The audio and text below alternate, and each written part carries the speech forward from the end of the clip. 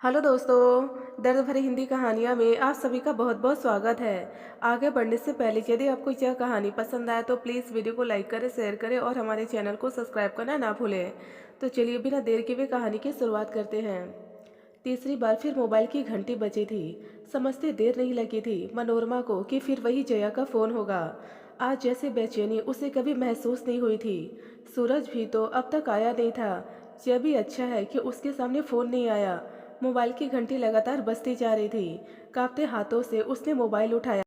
हाँ तो मनोरमा आंटी, फिर क्या सोचा आपने? जया की आवाज़ ठहरी हुई थी। तुम फिर एक बार और सोच लो। मनोरमा ने वही वाक्य फिर से दोहराने चाहे थे। मेरा तो एकमात्र सहारा है सूरज। तुम्हारा क्या, तुम तो किसी को भी गोद ले सकती हो। अरे आप समझती क्यों नहीं है? किसी और में और सूरज में तो फ़र्क है ना। फिर मैं तो कह रही हूँ कि आपको कोई कमी नहीं होगी। देखो सूरज से ही आकर कल सुबह बात कर लेना, कहकर मनोरमा ने फ़ोन रख दिया था। उसकी जैसे अब बोलने की शक्ति भी चुकती जा रही थी। यहाँ मैं इतनी दूर इस शहर में बेटे को लेकर रह रही हूँ। ठीक है, बहुत संपन्न नहीं है, फिर भी गुजारा तो हो ही रहा है। पर जया इतने वर्षों बाद पता लगाकर यहाँ आ थमकेगी, यह तो सपने में भी नहीं सोचा था। बेटे की इतना चिंता थी तो पहले आती। अब पाल पोस कर इतना बड़ा कर दिया, बेटा युवा हो गया तो एकाएक फिर झटका लगा था। यह क्या निकल गया मुँह से? क्यों कल सुबह आने को कह दिया? सूरज तो चला ही जाएगा। वियोग की कल्पना करती आंखें भर आई थी। सूरज उसका एकमात्र सहारा। पिछले 3 दिनों से लगातार फोन आ रहे थे जया के। शायद यहाँ किसी होटल में ठहरी हुई है। पुराने मालिक से ही पता लेकर यहाँ आई है। और 3 दिनों से मनोरमा का रात दिन का चैन गायब हो गया है। पता नहीं कैसे जल्दबाजी में उसके मुंह से निकल गया कि यहाँ आकर सूरज से बात कर लेना। यह क्या कह दिया उसने? उसकी तो मति ही मारी गई। माँ माँ, कितनी देर से घंटी बजा रहा हूँ, सो गई हो क्या? खिड़की से सूरज ने आवाज दी, तब ध्यान टूटा। आई बेटा, तेरा ही इंतजार कर रही थी। हड़बड़ाकर उठी थी मनोरमा। अरे इंतजार कर ही रही थी तो दरवाजा तो खोलती। देखो बाहर कितनी ठंड है, कहते हुए अंदर आया था सूरज। अब जल्दी से खाना गर्म कर दो, बहुत भूख लगी है। नींद भी आ रही है। किचन में आकर भी विचार तंद्रा टूटी नहीं थी मनोरमा की। अभी बेटा कहेगा कि फिर वही सब्जी और रोटी। कभी तो कुछ और नया बना दिया करो। पर आज तो जैसे तैसे खाना बन गया, यही बहुत है।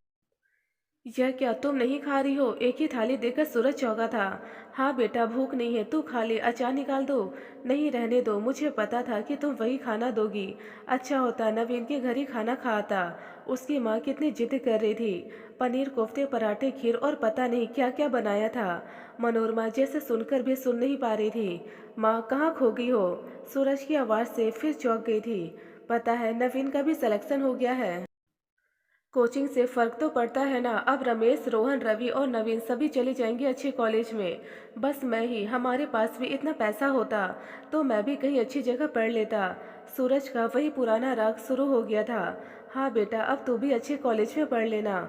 मन चाहे कॉलेज में एडमिशन ले लेना। बस सुबह का इंतजार। क्या कैसी पहेलियाँ बुझा रही हो माँ?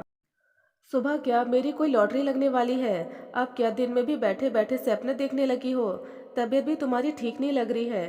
कल चेकअप करवा दूंगा, चलना अस्पताल मेरे साथ। सूरज ने 2 ही रोटी खाकर थाली खिसका दी थी। अरे खाना तो ढंग से खा लेता। मनोरमा ने रोकना चाहा था। नहीं बस। और हाँ, तुम किस लॉटरी की बात कर रही थी? हाँ लॉटरी ही तो है। कल सुबह कोई आएगा तुझसे मिलने। कौन कौन आएगा माँ? सूरज चौंक गया था। तू हाथ मुंह धोकर अंदर चल, फिर कमरे में आराम से बैठकर सब समझाती हूँ। मनोरमा ने किसी तरह मन को मजबूत करना चाहा था। क्या कहेगी, किस प्रकार कहेगी? हाँ माँ आओ, कमरे से सूरज ने आवाज़ दी थी। मन फिर से भ्रमित होने लगा। पैर भी कांपे। किसी तरफ कमरे में आकर पलंग के पास पड़ी कुर्सी पर बैठ गई थी मनोरमा। क्या कह रही थी तुम? किस लॉटरी के बारे में? सूरज का स्वर उत्सुकता से भरा हुआ था। मनोरमा ने किसी तरह बोलना शुरू किया। बेटा, मैं आज तुझे सब कुछ बता रही हूँ जो अब तक बता नहीं पाई। तेरी असली माँ का नाम जया है, जो कि बहुत बड़ी प्रॉपर्टी की मालिक है। उनकी और कोई औलाद नहीं है। वे अब तुझे लेने आ रही है। यह कहते हुए गला भरा गया था मनोरमा का, और आंसू छिपाने के लिए मुंह दूसरी ओर मोड़ लिया था उसने। माँ आप ये क्या कह रही हो? मेरी असली माँ कोई और है तो अब तक कहाँ थी? क्यों नहीं आई? सूरज समझ नहीं पा रहा था कि आज माँ को हुआ क्या है, कि उतनी बहकी बहकी बातें कर रही है। हाँ बेटा, तेरी असली माँ वही है, बस तुझे जन्म नहीं देना चाह रही थी तो मैंने ही रोक दिया था और कहा था जो भी संतान होगी मैं ले लूँगी। मेरी भी कोई औलाद नहीं थी, मैं वही अस्पताल में नर्स थी, बस तुझे जन्म देकर और मुझे सौंप कर वह चली गई। अब तू जो भी समझ ले, हो सके तो मुझे माफ़ कर दे। मैंने अब तक तुझसे यह सब छिपाए रखा था। मेरे लिए तो तू बेटे से भी बढ़कर है। बस अब और कुछ मत पूछ। यह कहते फपक पड़ी थी मनोरमा और जोर की रुलाई को रोकते हुए कमरे से बाहर निकल गई। अपने कमरे में आकर रुलाई फूट पड़ी थी। सूरज, उसका बेटा, इतना लाड प्यार से पाला उसे, कल पराया हो जाएगा सोचते ही कलेजा मुंह को आने लगता है। कैसे जी पाएगी वह सूरज के बिना। इतना दुख तो उसे अपने पति जगदीश के आकस्मिक निधन पर भी नहीं हुआ था। तब तो यही सोचकर संतोष कर लिया था कि बेटा तो है उसके पास, उसके सहारे बची जिंदगी निकल जाएगी। यही सोचकर पुराना शहर छोड़कर यहाँ आकर अस्पताल में नौकरी कर ली थी। तब क्या पता था कि नियति ने उसके जीवन में सुख लिखा ही नहीं। तभी तो आज जया पता लगाते हुए यहाँ आ धमकी है। शायद वक्त को यही मंजूर होगा कि सूरज को अच्छा संपन्न परिवार मिले, उसका करियर बने, तभी तो जया आ रही है। बेटा भी तो यही चाहता है कि उसे अच्छा कॉलेज मिले। अब कॉलेज क्या, जया तो उसे ऐसे ही कई फैक्ट्री का मालिक बना देगी। ठीक है, उसे तो खुश होना चाहिए। आखिर सूरज की खुशी में ही तो उसकी भी खुशी है। और उसकी स्वयं की जिंदगी अब बची ही कितनी है, काट लेगी किसी तरह। लेकिन अपने मन को लाख उपाय करके भी वह समझा नहीं पा रही थी। पुराने दिन फिर से सामने घूमने लगे थे। तब वह जया के पड़ोस में ही रहा करती थी। जया के पिता नगर के नामी व्यवसायी थे। उन्हीं के अस्पताल में वह नर्स की नौकरी कर रही थी। जया अपने पिता की एकमात्र संतान थी। खूब धूमधाम से उसकी शादी हुई, पर शादी के 4-5 माह बाद ही वह तलाक लेकर पिता के घर आ गई थी। तब उसे 3 माह का गर्भ था, इसलिए वह एबॉर्शन कराकर नई जिंदगी जीना चाह रही थी। इस काम के लिए मनोरमा से संपर्क किया। तब तक मनोरमा और जगदीश की शादी हुए एक लंबा अरसा हो चुका था और उनकी कोई संतान नहीं थी। मनोरमा ने जया को समझाया था, तुम्हारी जो भी संतान होगी मैं ले लूंगी, तुम एबॉर्शन मत करवाओ। बड़ी मुश्किल से इस बात के लिए जया तैयार हुई थी और बेटे को जन्म देकर ही उस शहर से चली गई। बेटे का मुंह भी नहीं देखना चाहता उसने। सूरज का पालन पोषण उसने और जगदीश ने बड़ी लाड प्यार से किया था।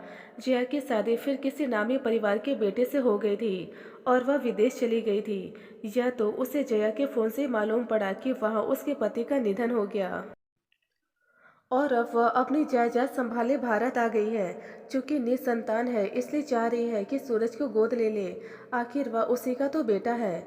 मनोरमा समझ नहीं पा रही थी कि नियति क्यों उसके साथ इतना क्रूर खेल खेल रही है। सूरज उसका एकमात्र सहारा, वह भी अलग हो जाएगा तो वह किसके सहारे जिएगी। आंखों में नींद का नाम नहीं था, शरीर जैसे जला जा रहा था। 2 बार उठकर पानी पिया, सुबह उठकर रोज की तरह दूध लाने गई, चाय बनाई।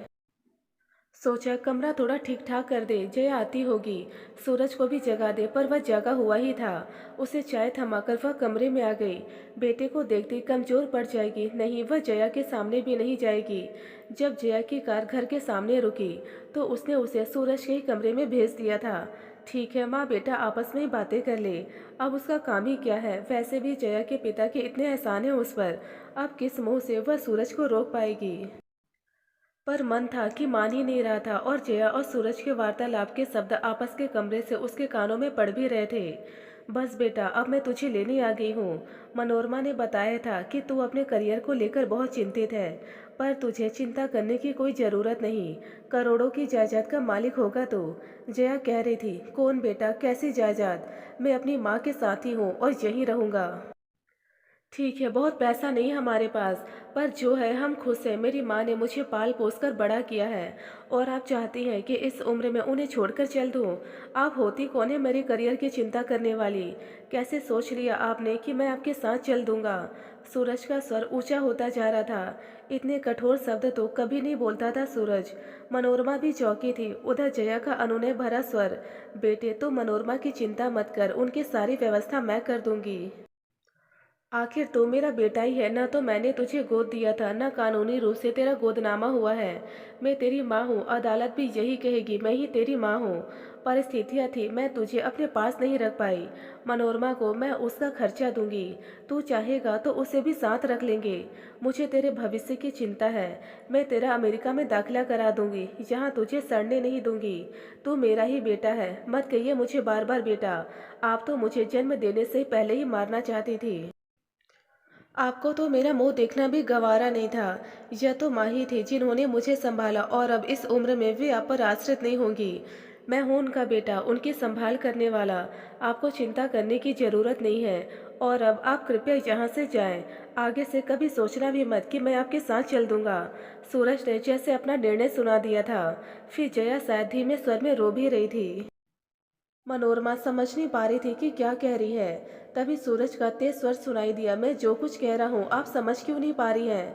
मैं कोई बिकाऊ कमोडिटी नहीं हूँ। फिर जब आपने मुझे मार ही दिया था तो अब क्यों आ गई मुझे लेने?